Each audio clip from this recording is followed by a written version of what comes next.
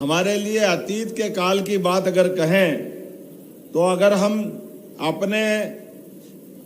विद्वानों के साथ ऋषि और मुनि, ये दो शब्द हैं, ये दोनों शब्द का मर्म अगर समझेंगे तो हमारी वैज्ञानिक परंपरा को समझने के लिए हमको सरलता हो जाएगी। मुनि बोलते ही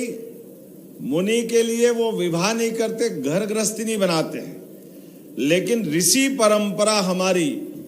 न्यूनतम आवश्यकताओं के साथ जीवन यापन करते हुए सुदूर जंगल वन में अपने जीवन यापन के साथ समाज के लिए किसी भी क्षेत्र में अलग अलग प्रकार के विद्वानों की लंबी परंपरा किसी देश में है। हमें गर्व है वो भारत देश है जिसको हम अपने लिए एक अलग आदर से देखते हैं। इसीलिए उन परंपराओं के बलबूते पर जब विमान शास्त्र की बात करते हैं तो ऋषि भारद्वाज याद आते हैं। पुष्पक विमान हमको भगवान राम के काल में दिखाई देता है। जब शून्य की तरफ देखते हैं तो आर्यभट्ट की तरफ ध्यान जाता है।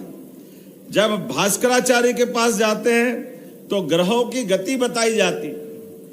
पतंजलि ने योग के माध्यम से कोविड के काल में अभी हम सबके सामने वो विषय आया है। जब कोविड के कारण से पूरी दुनिया हमारे एक नमस्कार की दीवानी हो गई।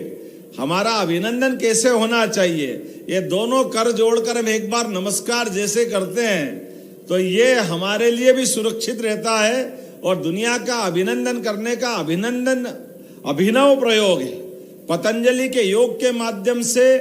हमारे शरीर के अंदर के सूक्ष्म शरीर और सूक्ष्म शरीर के माध्यम से अपने शरीर में ही वो सारे गुण हैं जिसके आधार पर हम दुनिया में अपनी इस विशेष विधा को ले जा करके, लेकिन इस बात का भी आनंद है कि योग को अंतर्राष्ट्रीय स्तर पर संयुक्त राष्ट्र संघ के माध्यम से माननीय मोदी जी ने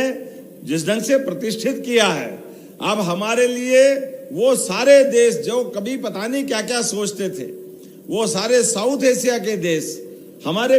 उस भाव को समझ करके कितना अच्छा लगता है जब साइबेरिया की बर्फीली पहाड़ियों पर भी